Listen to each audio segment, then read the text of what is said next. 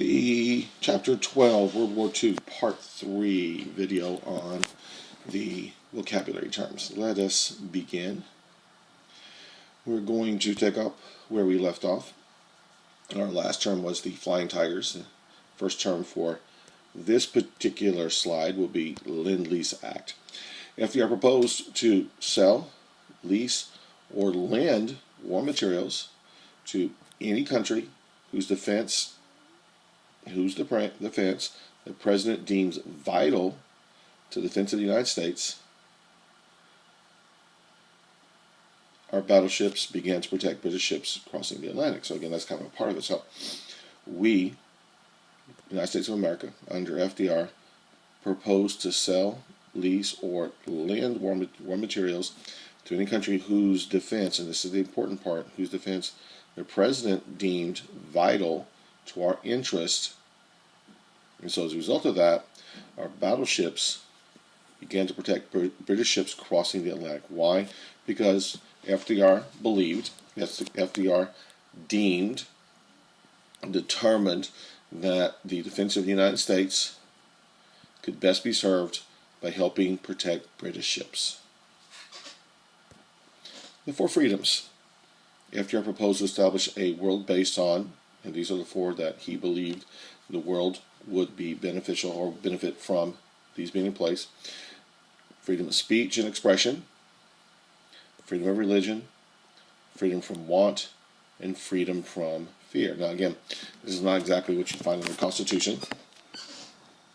We do have freedom of speech and freedom of religion in the Constitution, but freedom from want, freedom from fear, these are not part of our Constitution, but this is what FDR believed would benefit mankind by taking and expanding freedom of speech to all countries around the world. In addition, freedom of religion. Now, the next two I think are kind of important from a certain point of view. Freedom from want. It was want, desire, that led to dictators like Hitler and Mussolini to try to expand to other countries. And so, by eliminating that want, FDR believed that it would protect mankind from future generations of dictators. Finally, freedom from fear, the ability to, or the ability not to be afraid of your neighbors, whether it be your country's neighbors or literally the ones next door to you or ones thousands of miles away. So, the four freedoms, if, as FDR believed, these could be established throughout the world, then the world would be a better place. Freedom of speech, religion, freedom from want, freedom from fear. Winston Churchill, British Prime Minister during World War II. He took over shortly after Neville Chamberlain came back from Munich and told the world that he had reached an agreement with the Germans and Hitler and that he had brought about peace in our time. Short time after that, of course, Hitler invaded Poland, and short time after that, Chamberlain is out, Churchill is in. The Atlantic Charter, an agreement between the United States and Britain. It eventually leads to the United Nations. The United Nations is a continuation of Wilson's plot of the League of Nations. So the Atlantic Charter between the two dominant democracies on the planet, the United States and Great Britain, the Charter eventually led to, or created the foundation for, the creation of the League of Nations. Let's move forward to our next slide. Pearl Harbor. December 7th, 1941, a date which will live in infamy. That is from the speech that Roosevelt gave when he asked for a declaration of war, which would be the next day. The Japanese aircraft carriers launched a sneak attack on the American military base in Hawaii at Pearl Harbor. The Japanese sank or damaged 18 U.S. ships, damaged or destroyed 260 airplanes, and killed or injured over 6,000 Americans.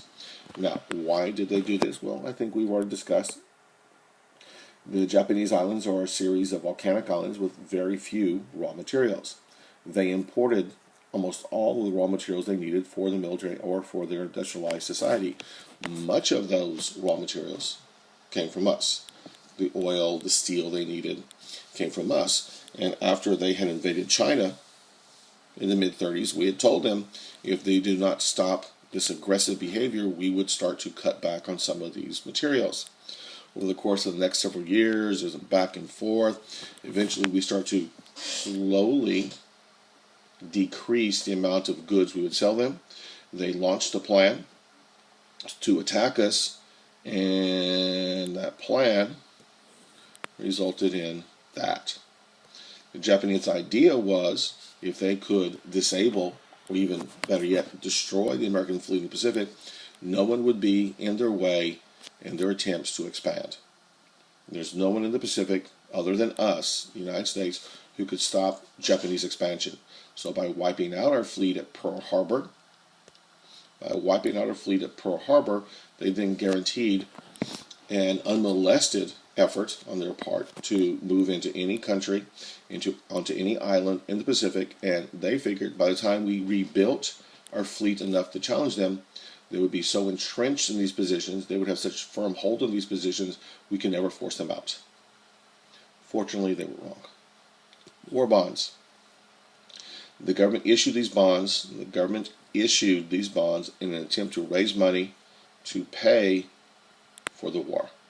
This is nothing new. We did this in World War I, and we discussed that previously. And we'll probably take a look at some videos, if we haven't already, by the time we see this, and discuss this in more depth. But again, the idea was the United States government needed money, and by buying war bonds, you were investing in the United States, you were investing in the war. And essentially what would happen is you'd buy a bond, let's just say, to use numbers, you'd buy a bond for $20, and in a few years when the bond matures, you take it in, you trade it in for $25. These are just numbers I'm making up, but you get the idea. So you give them some money today that they can then use for the war effort, and in a few years, you cash that war bond in, and you make a little bit extra money. Not to mention that you were able to help America win the war. Volunteerism. During the height of the war, during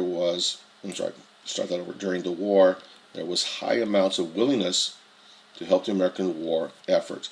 One of those would be rationing. One of those would be buying war bonds.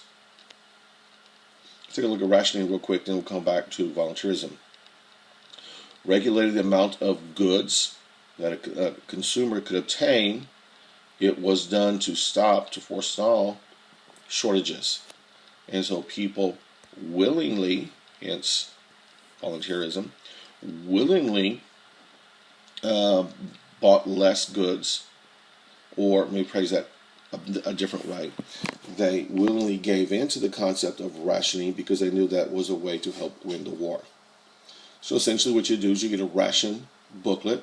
You can only buy so much meat per week, or you can only buy so much gas during one day, or you were not allowed to buy gas on certain days.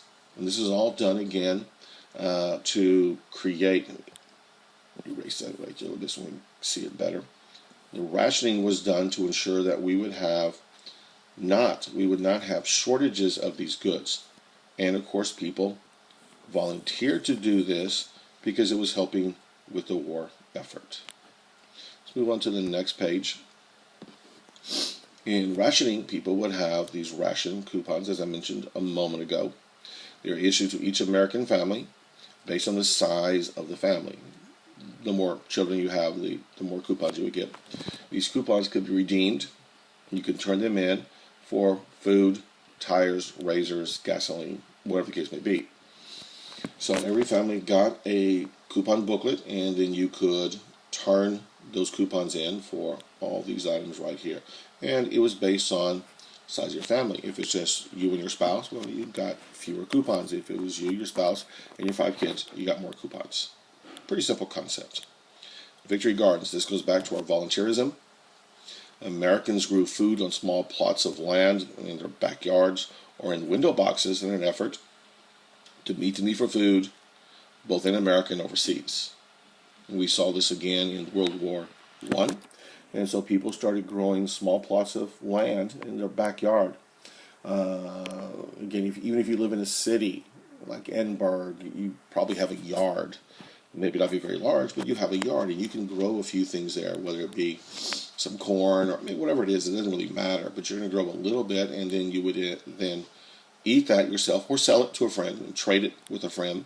The whole idea was to conserve food that could be used here in America or overseas to feed our troops and our allies.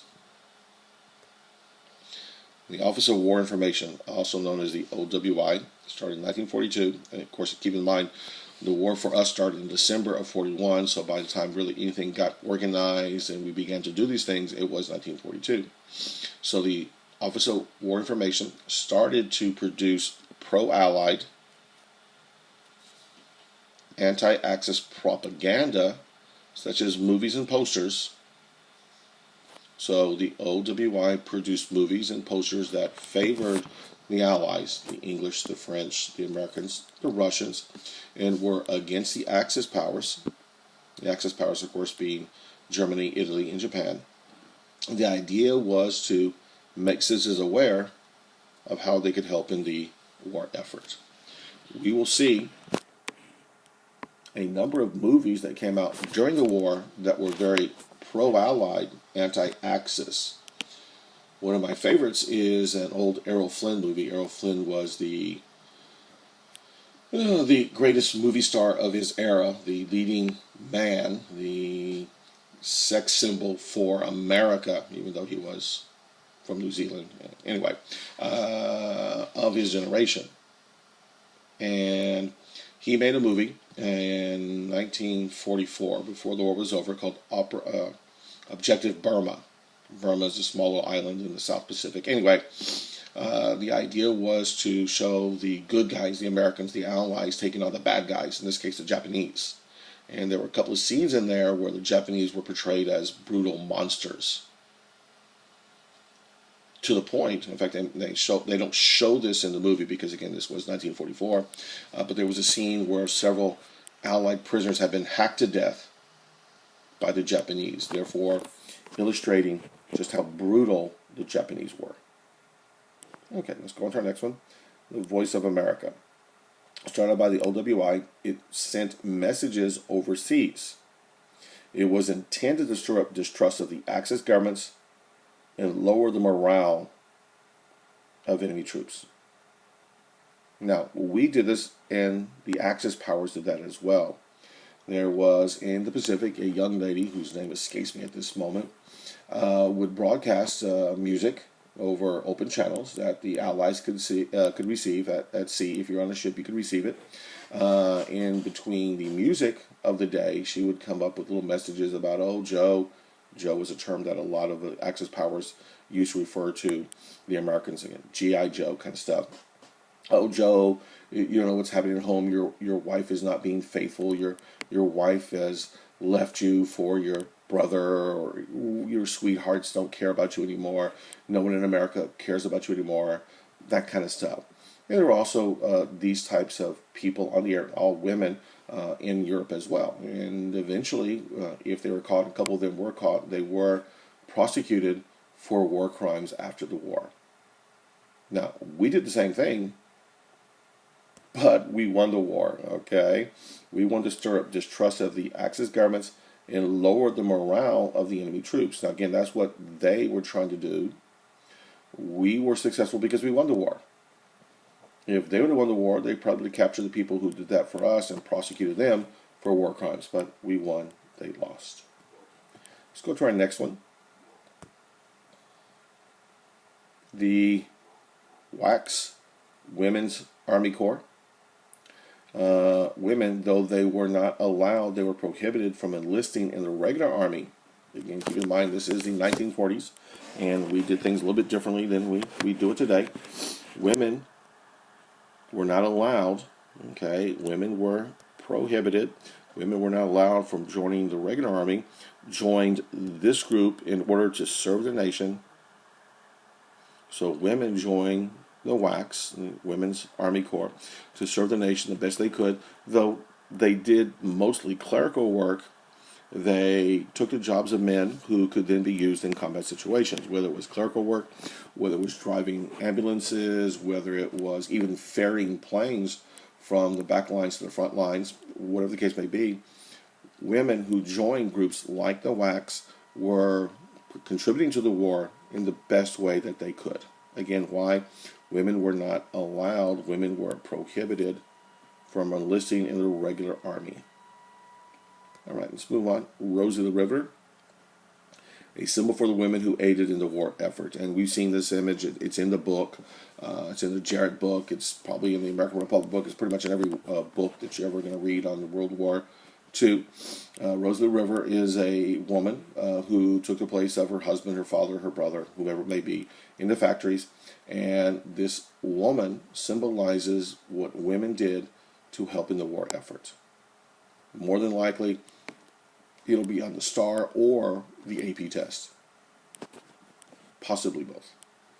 Our next term, Tuskegee Airmen. African Americans who trained as pilots. Again, keep this in mind. In the 1940s, the United States was still segregated thanks to Plessy versus Ferguson, the late 1890s Supreme Court case which created the separate but equal. America was still a segregated country. The only military branch that was desegregated at the beginning of the war and all the way through the war was the Navy. And we saw that in a little bit of the scene that we saw from Pearl Harbor. Blacks, African Americans did serve on naval ships, but they did not serve in fighting capacities. They served as cooks, and they worked in the laundry and those kinds of jobs.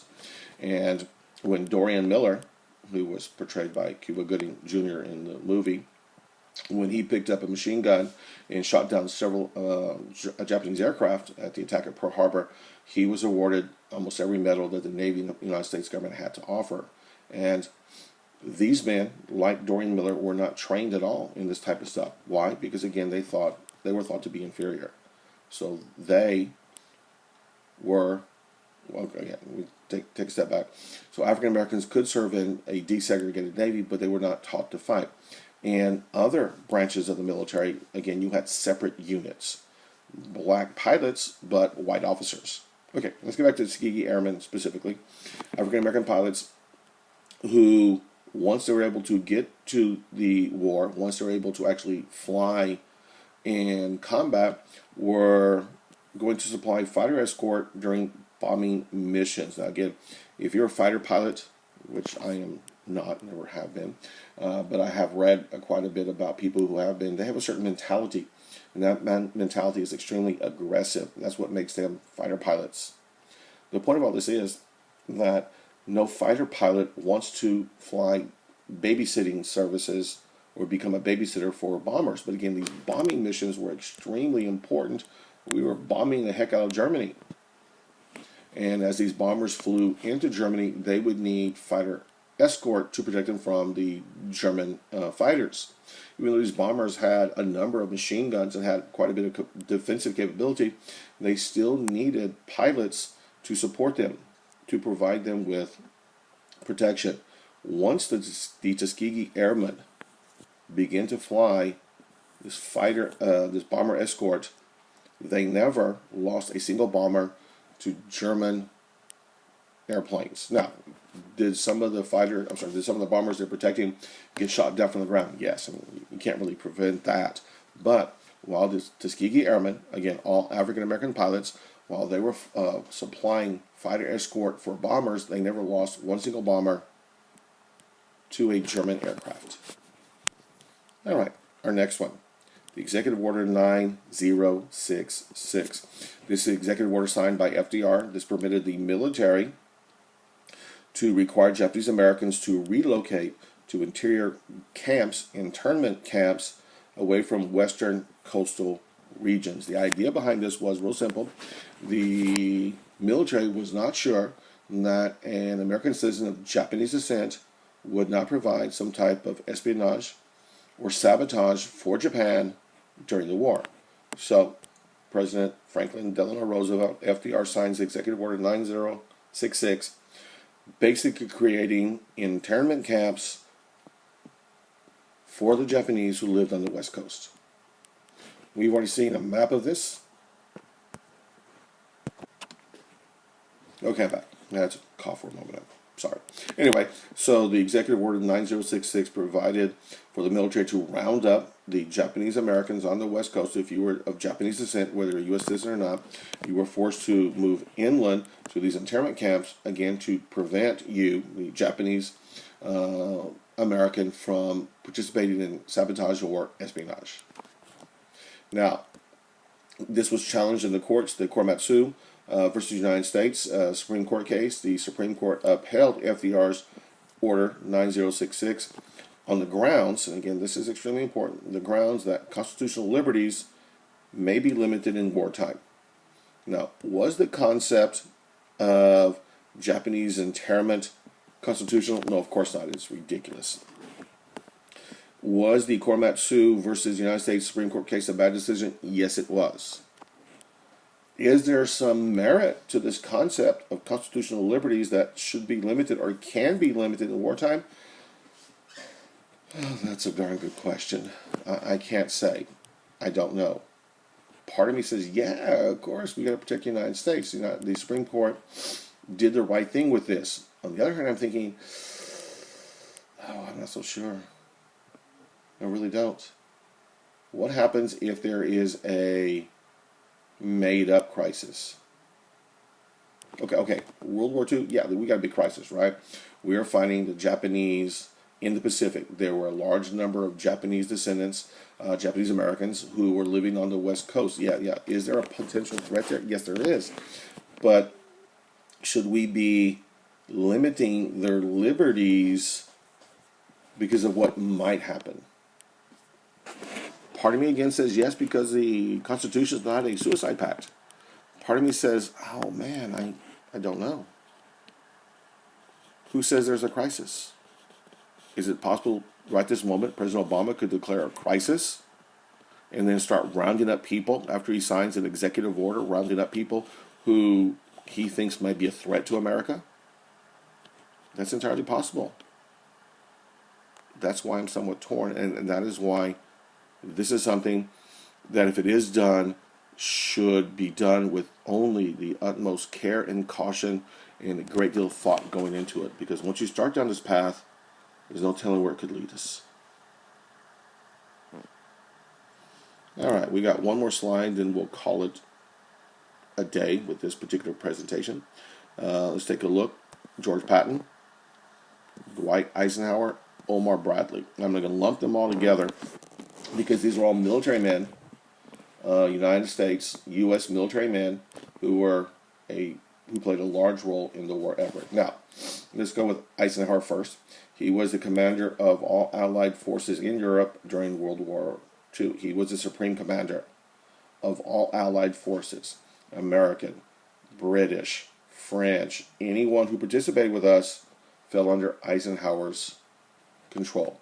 He planned, to a large extent, of course he wasn't alone, he had people helping him, but he planned and commanded the invasion of Normandy, which of course is what we refer to as D-Day. We'll get to that in a moment.